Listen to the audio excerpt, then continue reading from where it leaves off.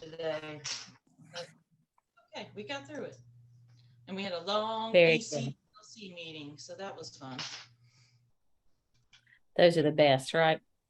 Oh yeah, we got a lot of good stuff done. Well, good evening, everybody. Hello. Well, is everybody back in school now? Don't everybody just jump off the screen? You don't seem very excited. We're tired. Tired. Y'all act like school is work. I swear. Y'all to get up every day and just be so excited to run to the building. We do, Dr. Lamb, we do. But by 6 o'clock at night, we dragons. It's just when it Say starts run getting to or good. run from. Run to or run from the building. No. What you got to do is learn to conserve your energy the first half of the day so you can work the second shift. Yeah. Can't hardly do that when kids come showing up, can you? It is. That's aggravating these people, always wanting something. I can't please some people, I'm just tell you what.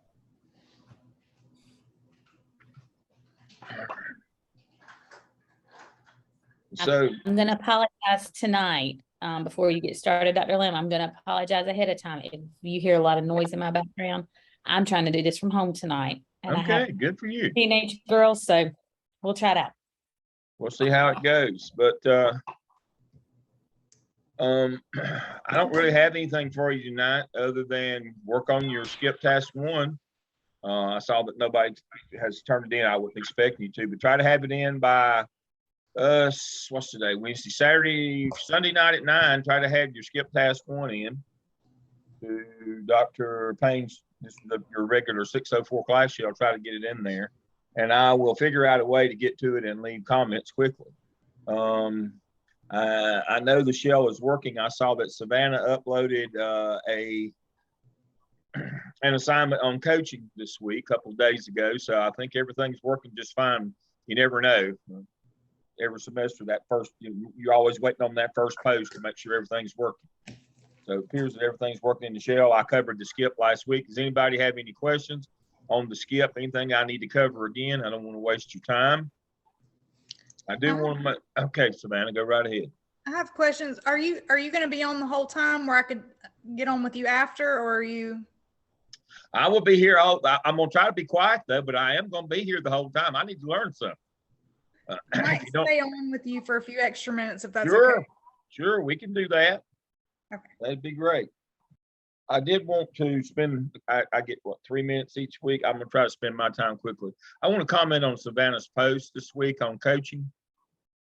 One of the things that, years ago I didn't know that I think I have learned in my older life is when we talk about hard work and sacrifice, that one of the things that hard work's what you do. Sacrifice is what you don't do. I think I would have been a better coach if I'd have had more critical conversations with my players back in the day about what not to do and about their, that sacrifice is you can't do this or shouldn't do that. You need to take care of yourself. You don't need to be involved with this, that, and the other. I think in many ways, that's one of the critical conversations that we don't have with teachers as well. Because you can doesn't mean you should. We had a conversation last night in EDCI with the EDCI doctor ladies about, you get all these people that come to you and want all this stuff at school, and you have to make decisions. But that's part of the school improvement team is you can't tell everybody yes. You have to tell some people no. We're not going to do this. We're going to do that. And Savannah wrote a really nice treatise on coaching about what you should do. And there's no but coming there. It was really good. However, I do think a lot nowadays that, and maybe this is pejorative because I'm an old person, I think you have to tell people more. And I think I should have done more of it when I was a young person. I think you have to tell folks a lot more now what not to do or don't do that. That we can't, I think they're not good at time management. That I want to do this and I want to do this and I want to do this like kids. You have to say, I need for you to do this, but I need for you not to do that. That's that sacrifice. Well, I love teaching that lesson, or I love doing that activity. No, we got to move on from that. It's just not worth the, it's not worth the effort, the time. So I think that part of coaching that we really must be aware of is that telling people no. That's part of what we have to do as school administrators. From the perspective of a school administrator with instructional, is that's not a good activity to do. Don't do this, don't do that. That came up in our case studies last night with our doctoral students as well.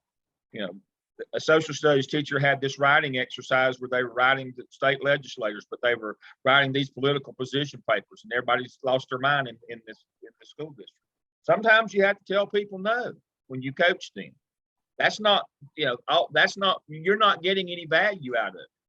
And you can say, but Dale, he said, but he admitted himself that he didn't read what they wrote. If he didn't assess it, how did it help his students? These are extraneous arguments or examples, but the notion here is school administrators have to be able to say no and have to tell people, not only I need for you to do this, but it's that sacrifice piece as well. I need for you not to do that. I think when we can do both of those things, I think we can be the instructional leaders that we need to be. That's my editorial tonight. Now over to the expert, Dr. Payne. Thank you for that, Dr. Payne. Absolutely. I'm excited. I want to start off our night with one good thing that's gone on this week. It's only 3 days in. What's one good thing you've had or experienced? You're going to see me looking all over the place. That black screen is my iPad so that I can see y'all when I go back and forth between screens. So I look at it because I can see you better because it's brighter and bigger. But one good thing that's going on in your classrooms this week. Who wants to start? I am making all kind of noise over here, knocking chargers off. I about have my life together. Okay. One good thing that's going on in your classroom, your school. I volunteer. My Okay. classroom, actually, my kids that I've got, usually I just have freshmen, and this year I have some sophomores because I'm teaching civics for the first time, which is it's not really a social studies course. It's a government course, right? So that's something completely new. But anyway, my returning students are really impressed with my organization, and they have commented that they are very impressed that I have everything in line and that they know what to expect. And I mean, they enjoyed my class last year, but they're really like, wow, they've noticed a change. So I think that's a positive. I don't know if that, is in relation directly to what we've been doing here, but I think it is. I think it is what, I know more about what, I'm supposed to expect from my teachers, and I'm trying to model that. So there you go. Very good. Oh, wow. It's broken. I broke the screen.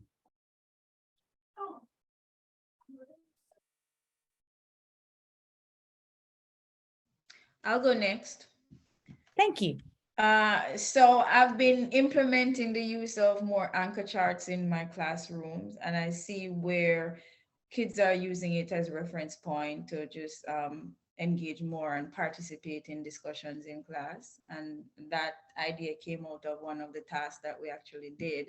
And I'm actually using my interactive notebooks and putting more effort into getting those and having the kids set them up. So yes. Very good. Anchor charts are only as good as the students' use of them. If they don't use them, then it's just decorations for your wall. So I love to hear you say, not only are you putting them up and you're using them, but now kids are reflecting back to them. Very good. Who else? I was able to finally make a breakthrough with one of my autistic students today. She hates the computer and does not want to do in-class testing or any kind of testing. And I got her through all the in-class testing today. So I feel like I made a breakthrough, build a little relationship with her today. So that was a good day for me. Love that word, build a little relationship. All right, who's next? Remember, go I want very good use of your time. So if we all contribute and do it quickly, that means we'll get through things quicker and we'll get out of here on time tonight. So who's next? I'll go next. Okay. So I don't have a class, but I was able to get attendance finally reconciled. So that was a big win this week. Big win. Because it was driving me Lots crazy. of good things going on over there. I would say it took until about today, days in from whenever Monday was, because I don't even know anymore, the first day of school Monday, that I actually felt more normal because this is my first year in kindergarten and it's taken this long to just like do the basics. So now that the kids can come in and start to do things on their own, they kind of know what to do. When I talk, they kind of listen now. So it's like I caught myself in the middle of like a normal day today, and that was positive because it's been a huge adjustment to feel like they don't understand anything I'm saying until now they're finally getting used to school. So I think that progress is a good part of my day. And Savannah, I don't want to be a Debbie Downer, but remember they got Friday, Saturday, or Saturday, Sunday, and Monday off. You'll have to start all over on Tuesday. Who else? I'll Okay. go. So on yesterday, we had a classroom community kind of discussion and little activity because my inclusion class is kind of clashing, like personalities are clashing. We're not working together. They're getting in trouble. And so we did this classroom community exercise, and they learned more about them just outside of school. And I feel like today it has made a difference, just taking the time to stop and say, okay, let's stop. And before we can even continue learning, like we've got to fix some of these issues. And I really do think it has helped today. Now it's only today, but I've seen a big turnaround in participation and collaboration and things like that. So Megan, I'm going to piggyback off of what you say before Angie goes. When you become administrators in your building, what she just talked about, building that community in her classroom, if you do that in your school and you build the culture where your teachers want to take care of each other and they feel safe with one another, everything that you're learning is going to go tenfold from what it would be if you don't invest the time up front. So what you did today or yesterday in your classroom is exactly the kind of things that you need to do with your staff when you get your own staff. Okay, Angie, go ahead. Okay, so, well, I thought of a couple things actually. Of course, my dog's gonna bark as soon as we start. Okay, so the first thing I was gonna say is we finally got all of our, both the buses and the car riders and everybody dismissed by 2:45, which was pretty great because that's like the regular time that we should get everybody out, and it finally happened today. So I was proud of that. And then the second thing is, we gave the BOG today, and I had a one-on-one test session because I told the test coordinator, like, give me Audrey because she's probably going to have a meltdown. Like I remember when we gave her the COGAT last year, but she did not have a meltdown. Like she managed her emotions very well. So I was very proud of her for that. So she got through the BOG without any major meltdowns. That's awesome. Paris. Okay. So at Lowell this year, we have started Club Day on Wednesdays, and it happens every Wednesday during the specials time. Can y'all hear me? Mm-hmm. Oh, it froze.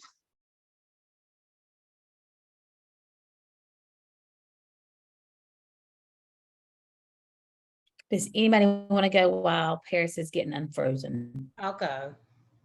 Okay. This week, yesterday, this is my first year at Robinson. So we had a student that came into school. He had some challenging behaviors. He was refusing to go because they rotate throughout their classes. So he was refusing to go to a class.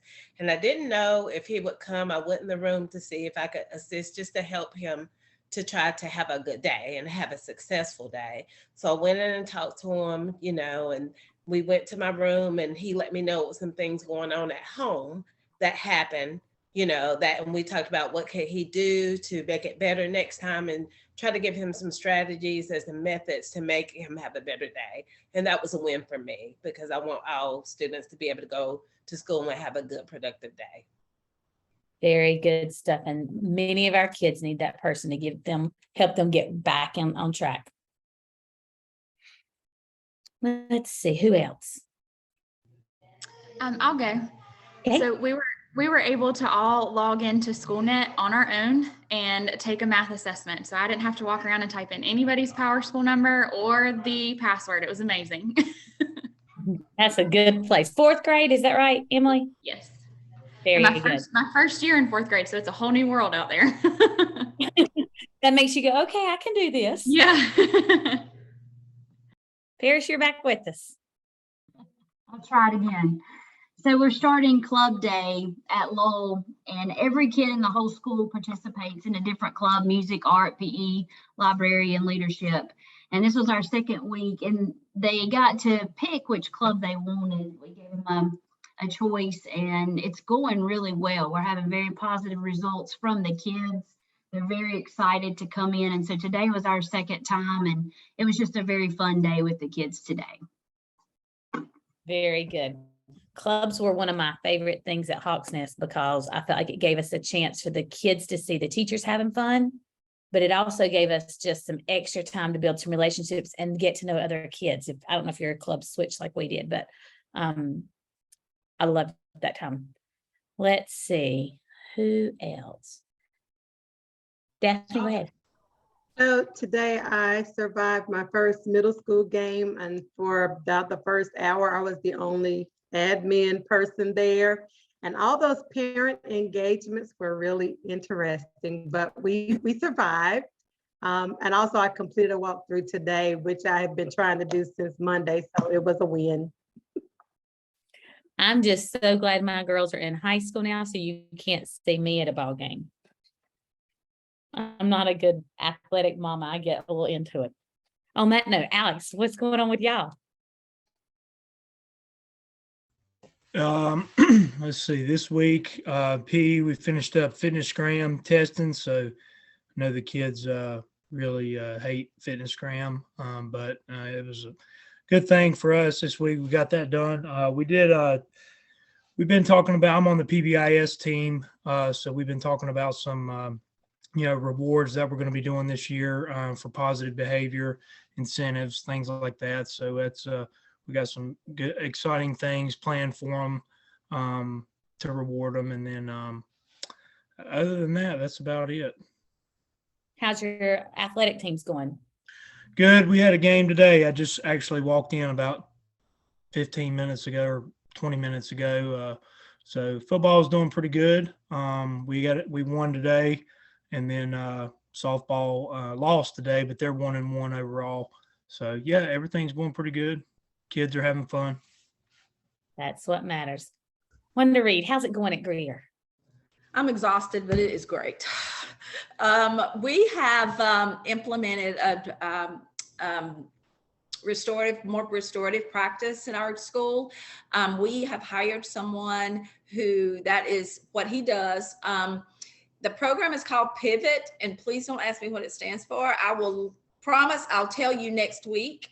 But the person that we hired is an older gentleman and is also a pastor. And so his demeanor is just magnificent. He's really, really good with the kids. He has a specific, he's very intentional about the program, and the support folks for the students are going to be called their ladder holders. Everybody will have a ladder holder. It's called Pivot.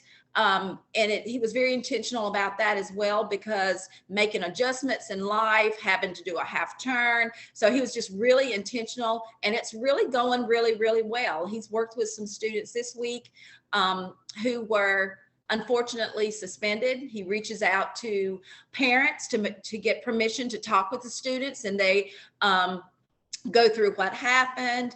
He's support for the parents for resources as well. He also, they are setting up success plans. So he will work continuously with these children. It does just not stop there. And then teachers can also refer students who, just to kind of head off them getting into trouble. Getting out of that firefighter mode, getting into the farmer mode. I love it, love it, love it. Bye, have a good day. I love you. My husband's going to work, sorry. Okay, so did I get everybody?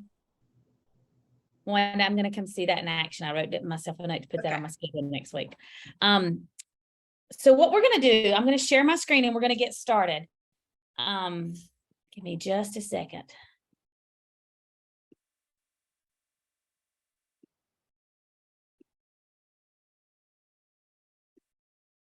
Okay. So last week we left off with 21st century learners. What is a 21st century learner? And one of the goals and the purpose of our class is to be better equipped as instructional leaders, as administrators in your building, to be able to guide and grow teachers in the area of instruction to be able to best meet the needs of our 21st century learners, because our students are 21st century learners and they have the skill sets, and we can't penalize them by us not moving forward at the pace that they're moving. So we've got to know, A, what their needs are, but then how we can help coach our teachers to be able to provide instruction that meets their learning needs of the students. So it's important that we know our students and our teachers. There we go. I was going to say, this is just a brief overview of 21st century skills. I'm going to show you a video, but you're going to hear about in our chapters, you're going to hear that we talk about each week. You're going to hear a lot about 21st century skills and how it relates to instruction. And we're also going to tie it into when we're looking at evaluations and when we're going in and doing evaluations from students on the, when we watch a video of a classroom and then we go in and do the evaluation, we'll talk about what instructional strategies do we see. And then we'll also go into how are they best meeting the needs of our learners? What are some things that they could do different to better meet the needs of our learners? So I'm going to start this real quick. Have you heard the phrase 21st century skills lately? Does it seem weird that nobody ever takes the time to really explain what that means? I'm Chris Zook with AES, and today we're going to answer the question, what are 21st century skills? 21st century skills are 12 abilities that students need to succeed in the age of the internet. These 12 abilities are grouped into 3 different categories. In this video, we'll dive into each category in depth so that you know what people are talking about when they say the phrase 21st century skills. We'll start by talking about learning skills. The first 21st century skills category is called learning skills. These are also called the 4 C's. These skills all help students adapt and improve in the workplace. These skills include creativity, critical thinking, collaboration, and communication.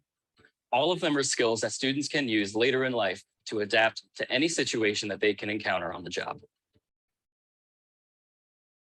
Our next 21st century skills category is called literacy skills. These are sometimes also called IMT skills, and they all deal with students reading and understanding information, especially the information that they find online. The first skill is information literacy. This means when a student reads something online that they understand what that is actually saying, whether it's a newspaper article or a blog from a source that they just found that day. The second skill is media literacy. That means understanding the sources that publish that information and whether those sources are reliable. Finally, there's also technology literacy. Technology literacy revolves around students understanding the machinery and the equipment that goes into publishing that kind of information. Online, that mostly revolves around servers and computers. These 3 skills help students become savvy information consumers. Combined with our last category, it also helps them become challenging, independent thinkers in the age of the internet. The third category of 21st century skills is called life skills. It's also sometimes called flips. These skills are the ones that students can use as they go through their lives dealing with technology in a variety of different ways, whether that be their personal smartphone or their workplace computer. These skills include flexibility, leadership, initiative, productivity, and social skills, all of which students are found to use in their personal lives and their professional lives. All of these life skills help students for decades to come. When you combine them with the other 21st century skills, you get a well-rounded student who's able to discern accurate information in an age when there is so much data out there available. So talk to me just a minute about 21st century skills. What do you see in your classroom that you heard about right then? Or what do you see in the classrooms around your building, depending on what your position is? Have you heard the phrase 21st? Sorry. The overwhelming amount of data that's out there and discerning what is true and what is not, and what is trying to manipulate you to do something and what is not, based on the, from a student's perspective, how do I know what to trust? So that's something that comes up. And I think that's across all, content. They Google something, they trust whatever comes up in the box, on Google. And that's not necessarily what is the most accurate answer. And our kids will go find anything they can find online to give you an answer, won't they? So knowing how to validate those sources is important. What else do you see? Do you see creativity in your classrooms? And by yours, I don't mean your specific classroom. Just think about the classrooms in your building. Do you see that we're creating lessons that promote creativity? I think of like the learning plans that we're doing, like the flexible learning plans and basing those on standards and doing different learning plans for different learners. So that was like one of the first things that came to my mind. Absolutely. Being able to personalize it to meet their needs and then not put a kid in a box. Critical thinking. Yeah, I was see gonna that? say, this makes me think of problem solving and being those critical problem solvers, because that is one of the hardest things to do, especially when you're trying to fit in all the standards, fit in all the tasks from day to day, is like really taking the time to create those problem solvers and critical thinking skills. So I think that's something that I know I can work harder on, or not harder, but I know that that's something I can improve on, that I also see in my building also. Love it. Do y'all do a lot of collaboration? Are there areas you could go in and add more collaborative opportunities for students for them to problem solve? What about, are you talking about, are you doing a lot of interpreting text online? I went to a training with Dr. Bill Daggett about 3 or 4 weeks ago, and he talked about the future focused learners. And one of the things he talked about, on your phone, we used to have to have a little address book. Some of you are nowhere near as old as I am, but have a little address book to keep all your phone numbers. And then we now have our cell phones and it's got our contact list, right? The next advancement was you go to type a word, and what does it do for us now? Autofill. Suggest. Autocorrect and suggests. Autocorrect, it gives you suggestions. It's starting to think for you. And he said by the end of the year, it's predicted that our kids will be able to start talking into their phone and write 1 or 2 sentences, and it'll give them this long list of information. And that we're going to have to begin to transition our kids, our teaching, even away from teaching them how to write a paper to more how to validate the paper that writes itself. How do you validate the information that's in there so that our kids are still learning the information? That's not going to happen right away, but it is coming to where our kids are going to be doing and writing and solving problems in different ways. And we've got to help them understand how to use the information that they have. What about these life skills? Flexibility, leadership, productivity, and social skills. And there was one more that I didn't write down. In one particular classroom, I spend most of my time on 6th grade hall. In one particular classroom, she is just developed a really great culture in her classroom where she has ambassadors who she does not go to answer her door. One of her ambassadors, the ambassador answers the door. Most everybody has a job in the classroom. So she is trying to create that kind of environment, which works really, really well for her. Absolutely. I think in Oh, sorry, I was just gonna say in elementary, like morning meeting and stuff like that, it gives a lot of opportunity for the practice social skills and a little bit of leadership, I think, here and there with some things, and their share time and stuff like that. Absolutely. One of my first grade classrooms in their morning meeting, they voted on each student having a job. And one day they had the same thing where they had a student who was the ambassador in the classroom, and they would get up and answer the door and they would say, "Hello, my name is Jill. Welcome to Miss Grant's class. Today we're learning about." And so they had that custom greeting that they gave everybody that walked in the room, but what leadership practice that is. And then our kids get lots of social skills. And I was glad to hear Alex talking about their PBIS, how we help them learn how to problem solve through social skills and through all of the different experiences they have so that they can become better at that. Well, one of the things I have on the screen right now is different things that you're going to use as an instructional leader to grow your instructional practices within your building, but also to grow student achievement.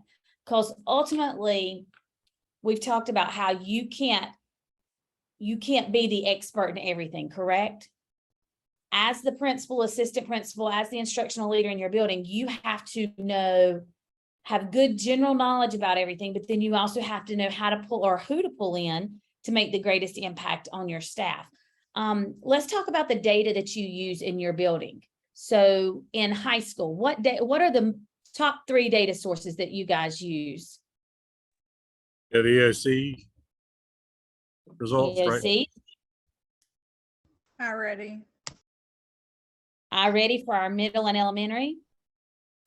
You can use you could use NESIS, data. I mean, that type of thing. NESIS data is important. Check-ins, IXL. Check-ins, your IXL. M-class. M-class. We use progress monitoring to monitor goals. So progress monitoring, I'm going to stop and talk about that for just a second because that's a big thing. We have to make sure that our teachers, and I keep saying our teachers like y'all aren't teachers. I know you're teaching. I'm talking about you in your classrooms now, but also really looking at when you become that instructional leader. You have to make sure that your teachers aren't waiting until the unit test is over to determine how the kids are doing, right? We've got to do checkpoints along the way. We've got to do progress monitoring. If you're doing an M-class assessment, you've got to progress monitor to make sure that kid's growing so you don't get to the end and go, "Oh crud, what's going on?" For our high schoolers, well, you can't be doing a unit that's going to take 2 to 3 weeks and not check in with your kids along the way. So you've got to have that progress monitoring data. What else? The benchmarks, I know they have like DFAs or benchmarks. County does that. I know history doesn't have that right now, but yeah. Got all of our benchmarks that we use. What about school-wide? So now take off your classroom lens and put on your school-wide lens. What are things that measures your whole school? You have graduation rate. I mean, that's one thing. What about attendance data? Attendance data is huge. Graduation rate. Both of those are in my area. So those are very important information pieces. The teacher Educator handbook. Oh, sorry. You're fine. I heard educator handbook. And what was the other one? The teacher working condition survey that we're doing now for the skip. So why are teacher working conditions survey important? Well, it shows what you need to do for school improvement. And your perception of your school by your staff so that, all stakeholders are on the same page. That it shows what your staff is doing well or what your administration is doing well and what needs areas of improvement. So I will tell you, this is another area where it's important for you to have a good relationship with your staff to build that culture. Because I would always meet with my teachers before I gave the working condition survey, and I would say, anything that you see wrong, put it on there. I'm asking for it. I want that. Be kind in how you word it. Don't go say, "This place is horrible." Say, "This is something that's wrong. How can we fix it?" And give suggestions. Because you want to have that area for growth and you want your staff to feel like you are truly open to hearing that information so you can use that data to grow. Graduation rate is huge in high school.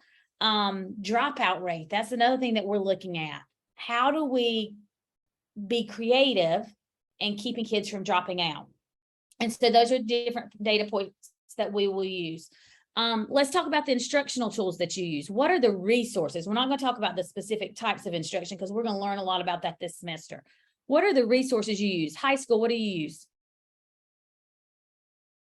I know we use a lot of MegaWords, TransMath programs. I also use SRA in my classroom, both the writing and the reading on top of MegaWords and TransMath. You just made me happy. So those are some of our intervention programs. If you haven't heard of them, you need to start researching them because we're using MegaWords, TransMath, and Spire K-12. So those are all good resources. What else do we use? What are some of those core resources you use? And this can be K-12. We use Ready in elementary. Middle uses Ready? Yes. High? Anybody know high school math? We'll find that out. Okay, what about High School Math 1 and Foundations are using TransMath as well. And they use a lot of IXL, but most of the teachers create their own curriculum based off the pacing guide that is provided by the county. Okay. We also use Heggerty now in elementary. We're using the Heggerty for phonics, for the phonics program. And we also rely heavily on the pacing guides and a lot of the resources that the county provides for us. Very good. Let's talk about your learning environments. Does your school have learning environments that are in straight rows? Everybody facing the front? Are we trying to create pods? What kind of environments do you have? Presently in my classroom, I started this year where I have a mix of pods and rows. And I'm finding that has been very effective in terms of me. Well, I did a survey at the beginning to find out how the kids would like to learn. And then I did the seating chart based on that. And so they basically choose their seatings. And so that kind of cut down on behavioral issues and complaining about where they want to be in the classroom. Very good. Who else? We are also using in all the math classrooms, each math class has at least, I think, 8 whiteboard tables. And we're using a lot of flexible seating as well. Oh, I like that. I started Anybody out else? in pods for the first time. Usually I start out in, some form of basically a row, but I start out in pods rather than migrate towards that. And that really, I think, has gone well. What do pods promote? A lot of discussion, collaboration. Yeah. Everybody just said it's those 4 C's in that learning skills. It promotes a lot of collaboration, a lot of communication, but you got to have good procedures, right? Okay, so the last thing we're going to talk about is that if you've got some good general knowledge, not the last thing on this slide, if you've got good general knowledge about your data and what the data, it's very important for you to be able to say, this data is being used to make these decisions. So our ready data, it's a projection for proficiency, but it's also a measure for you to see if kids are growing at the rate they should be growing. Those are the only 2 pieces you really should use it for. Now we have our standard-based measures and stuff like that you can also use it for, but the main way you're going to use it for school-wide data is to monitor the growth of your students. If you're using graduation rate, you're looking at the kids that come in on cohort and how many kids stay on cohort and what do we do to plan effectively for those students. If you're using IXL, you're looking at standard specific, are they mastering that standard? This is one more data piece that can tell me if I'm mastering that standard. Our EOCs, our EOGs, they all give us summative data to tell us, did they master the standards for that grade level, right? So knowing how to take that data and have good conversations to where it's meaningful. Have you ever had a conversation around data with, maybe not you specific, but have you ever heard of a conversation where the administrator's talking to you about data, but there's no application to what am I going to do next? Have y'all done that before? Have you been in conversations to where there's nothing that changes because of the data that I have? You want to be the kind of leader that can take that data and figure out how we're going to use it to drive instruction. You want to be the kind of leader that says this instructional strategy being used in this classroom is working. So what can we do to talk about how that's going to look in other classrooms? Crucial conversations all start or are available once you have developed relationships. I cannot stress that enough. Good leaders understand going in and building relationships. Your students in your classroom, if your students feel like you value them and you care about them as a person, they work much better for you, correct? And so the same thing goes on in your staff. And the reason you'll hear me harp on that quite a bit between now and then, most new administrators, where they fall short is they get really excited about being the boss or being in charge or leading their school. They get their school and that's so exciting that they miss the impact because they don't make the connections. And remember, it's better to go slow and steady, build the connections and grow the program slow and steady than quick, and then there's no sustainability to it. Okay, so we are going to talk about how you are going to be the rest of this semester. We're going to talk about your NESIS evaluation tool. So I hope you all finish that training before today. We're going to talk about that tool, and we're going to talk about what those standards say, what they mean. You guys are familiar with it because that's your evaluation you've been evaluated on. And our goal is that we're going to take our data collection piece, which is the NESIS instrument, and we're going to learn how to use it to guide and promote conversations about instruction. Okay, so one of the things I want to tell you, we're going to talk about all 5 standards, but then we will focus on the instructional standards, considering this class is about instructional content. So standard 1, teachers lead all over the place in their building, in their classrooms. We're going to break out in groups in just a minute, and you're going to go through and you're going to talk about what each of the standards, what each of the elements within the standard mean. Okay, and we'll come back and share. Standard 2, creating a respectful environment. Couple of key words there. Tell me what they are. Create a respectful environment for a diverse population of students. What are some key words? Respectful. You got to be respectful. Diverse. Absolutely. So we've got to respect all the different people in our building. We've got to respect the norms that they bring to school with them, whether it's staff or students. We've got to retrain the norms that they need to understand. But then we also have to incorporate each of our learners as an individual into our classroom and make them feel like that is a safe place for them to learn and grow. Standard 3, knowing your content. Knowing your content. We'll talk a little bit more about that. Facilitating learning. That's the instructional practice. So knowing your content, knowing what you're supposed to teach is totally different than being able to teach it, right? So many times when you're doing an evaluation, you've got to determine, where's my focus going to be? Is it going to be about they don't know what they're doing, so we need to work on that part? Or is it they understand what they're supposed to teach and what kids are supposed to get? They don't know how to that delivery of that instruction. And how do I help grow that part? And some teachers, let me go back just a second. Some teachers know their instruction and they deliver it really well. And then you have to be very creative. How can I continue to grow that person? Because just like your students, you know how you should take every student that comes in your classroom and wherever their starting point is, whether it's here or here, they should grow a year, right? Have y'all ever heard that? Okay. They should grow a year. That's how you know that you meet or exceed growth every year. Every student in your class should grow a year. Every teacher in your class in your building should continue to get better. You should be equipping them with some strategies that help them improve and be better.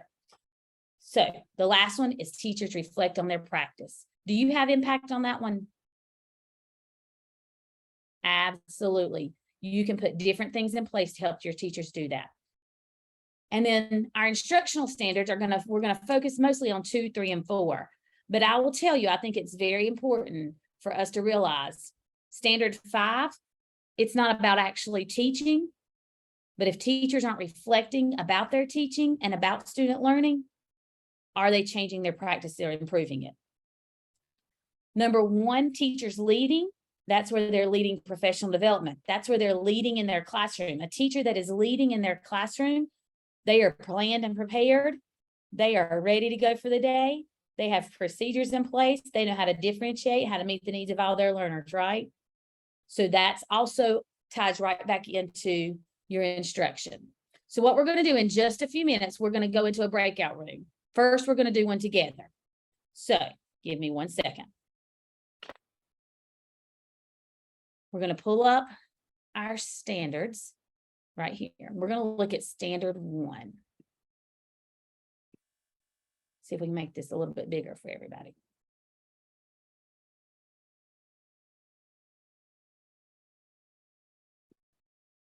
Okay, here we go.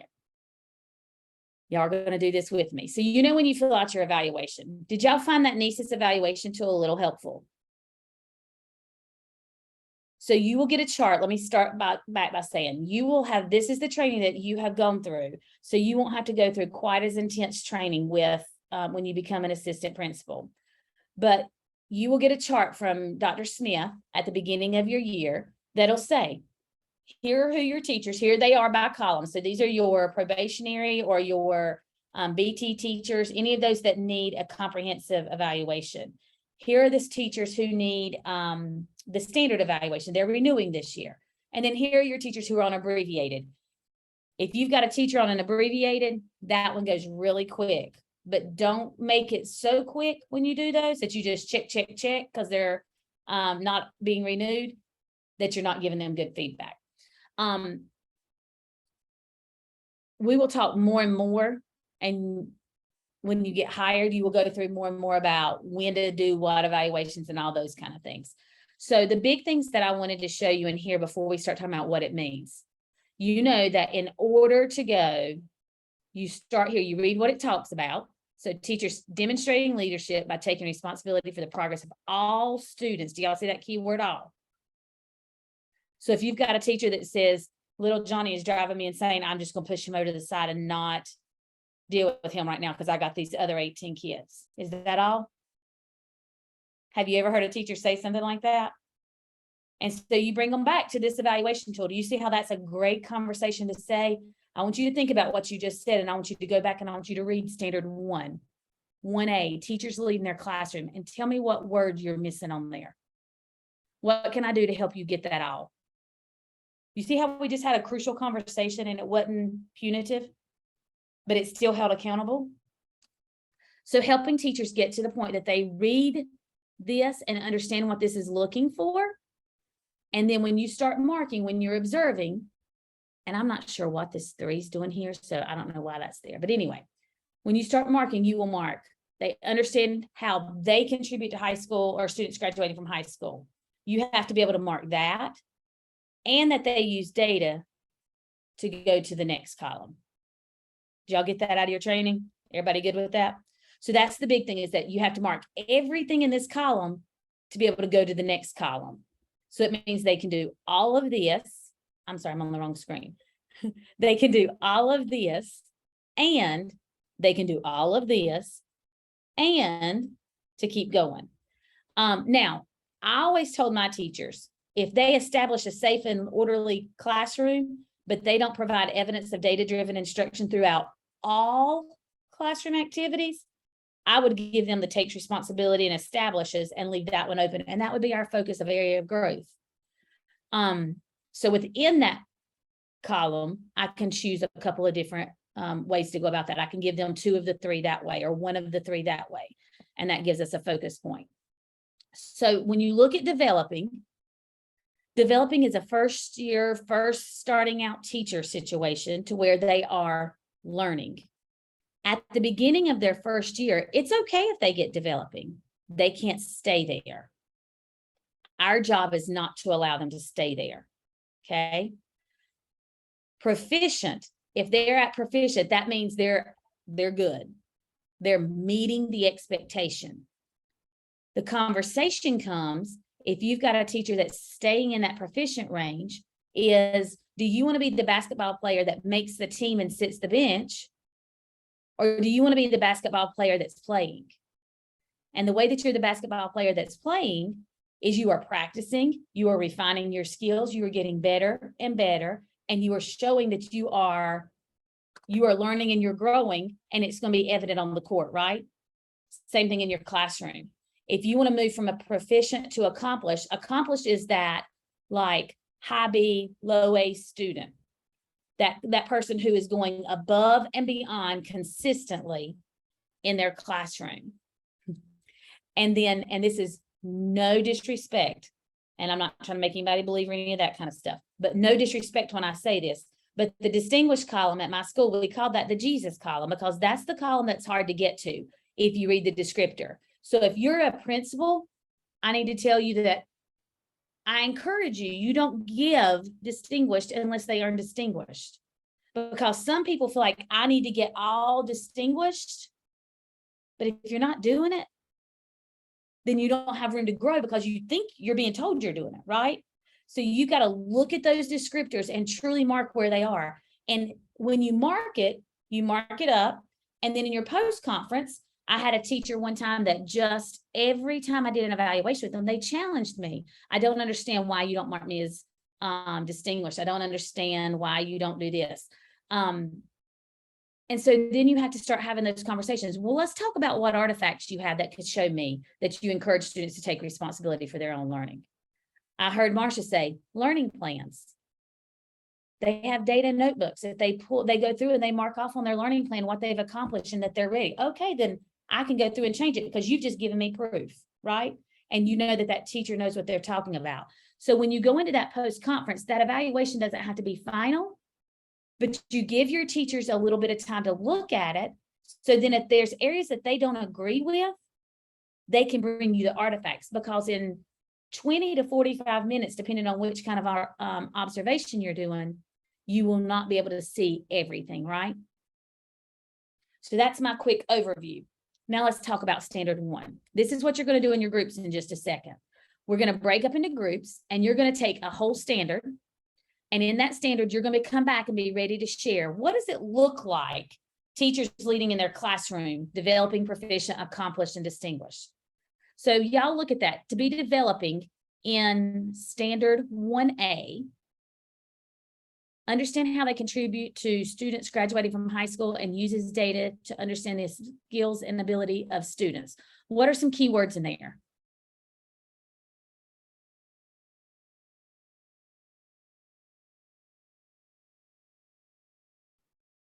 Data. Contribute. Look at the first word in each one of those bullets. The verbs. The verbs, that's exactly right. I understand how I contribute to students graduating from high school. Did I have to do anything? No. No, I just have to understand. First, your teachers should get how they understand, or that they understand how a kid graduates from high school, right? Their role. Uses data to understand the skills and abilities of students. So I use data to understand. Does it say that I changed my instruction? Do you see why that's the bare minimum? So that is really a knowledge. I know, I'm aware, right? So then we go to proficient. Now it says takes responsibility for the progress of students to ensure they graduate from high school. What do you notice about that saying? Look at it, and I want you to compare. Takes responsibility, then go over to accomplished, communicates the vision of being prepared, and then distinguished, encourages students to take responsibility for their own learning. What are the differences there? And while y'all do that, I'm gonna turn the light on because it looks like I'm sitting in the pitch black now.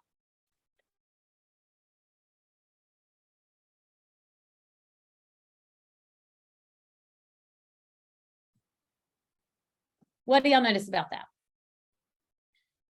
Yeah, the halo now. So you're in the distinguished, That's exactly right.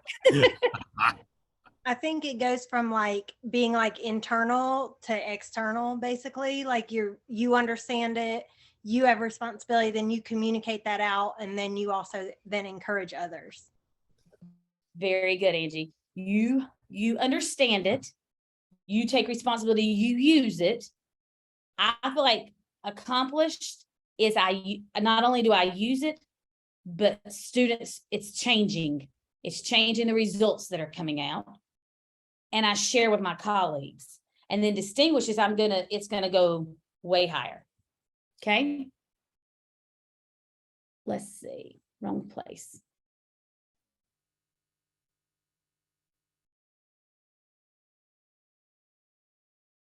Sorry. Okay. Teachers demonstrate leadership in the school, work collaboratively with school personnel to create a professional learning community. So what do we just bring in?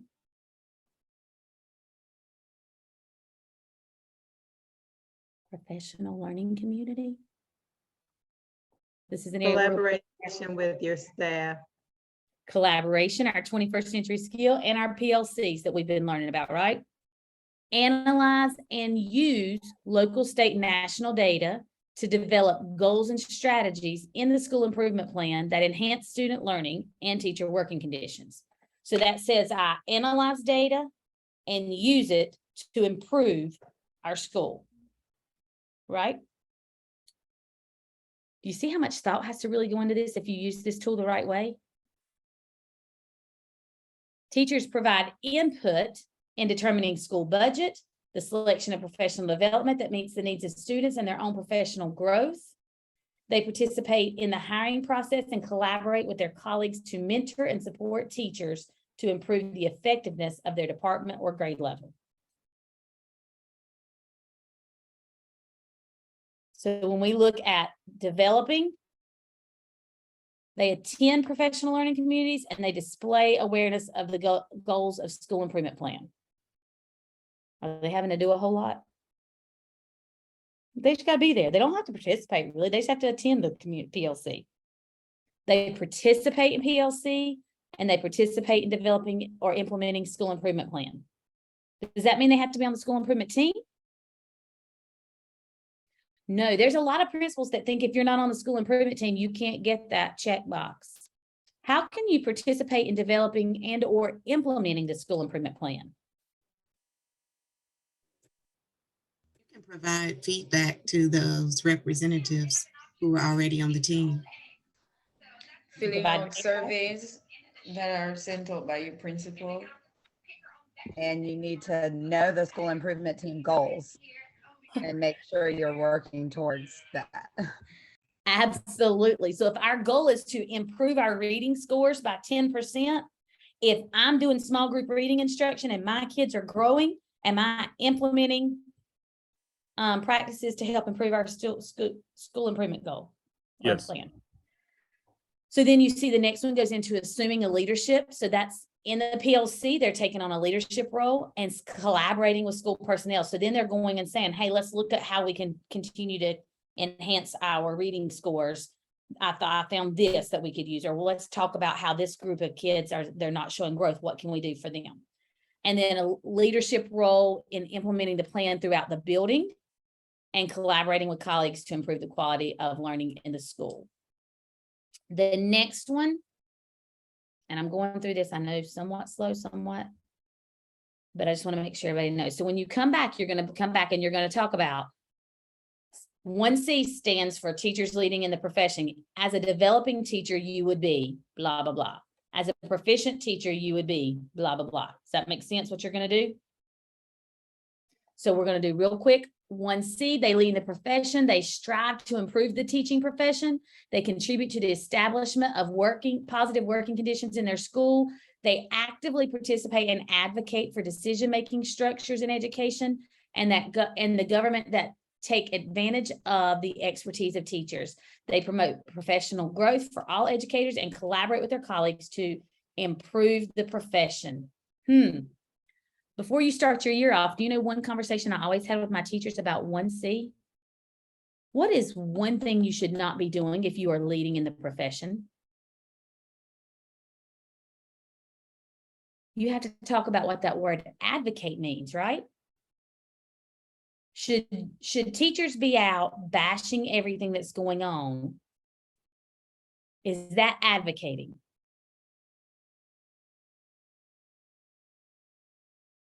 The reason I'm saying that is many times people don't realize that their comments hurt our profession, and they're not problem solving. There are ways that we can advocate, and I am not saying that people should not advocate or should not voice concerns and share and all the things that we should do to try to improve our profession. But we have to talk to our staff about what is an advocate and what's a griper, what's an advocate and what's a negative Nelly, because there's many things and challenges that we face in education today, isn't there? So I will also on that note say, as an administrator, you are going to be in a lonely role at times because you have to carry out things that do not make people happy. You have to figure out how to implement things that the teachers don't want to do. And you've got to be careful when you vent and how you vent, because if you're venting to your teachers, you're taking your culture down, right? It's not going to be a place where people want to grow and build each other up. So you're going to have an avenue that you problem solve. Jill Payne is a think out loud venter. When I'm frustrated about something, I've got to talk through it out loud. So I have to have certain people. My husband hates it, but you've got to have those people, and those people can't be your teachers.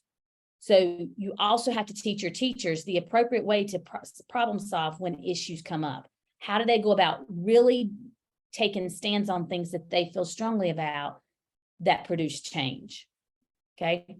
So that's a great place to have that conversation. And it also opens up the door for you to have those conversations about different social media stuff. And I know that has nothing to do with instruction, but it's just good things to think about. How you have that conversation about how teachers need to be careful what's on social media, because teachers have gotten fired over posts on social media. That's just either not appropriate, not professional, whatever. And not in Gaston County, I don't know. But I know in Charlotte Meck last year, there was 3 teachers that their accounts were private and they posted things and it got out and they ended up getting fired.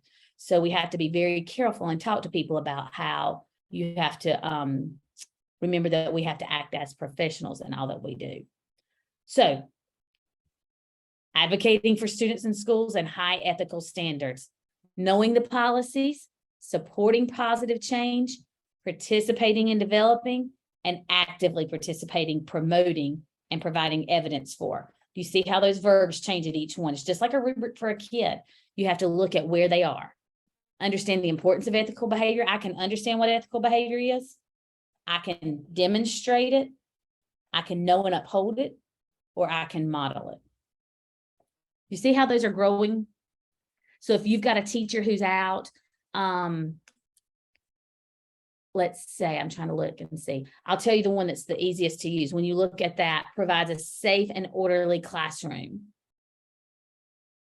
When you have a teacher who does not have good classroom management, that keeps them at proficient. When there's not procedures in class that make that classroom operate in a safe and orderly manner, that's the area you start. You stop and then you talk about, we've got to implement PBIS. You see where that connection comes in? Okay, y'all are tired of hearing me talking. I'm tired of talking. You ready to go into your breakout groups? I'm going to put you in a group and I'm going to send you to your group. In the chat is the link to pull this NESIS rubric up. Here's what I want you to do.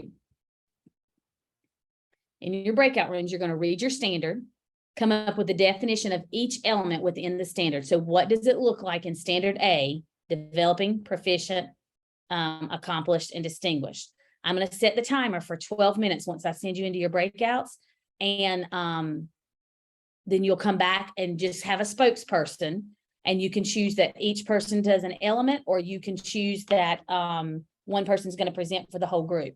We're going to take a 4-minute break for you to go to the restroom, go grab a drink, whatever, while I put you in your breakout rooms and we'll get started. So when you come back, you should be ready to go in your breakout rooms. Anybody got questions?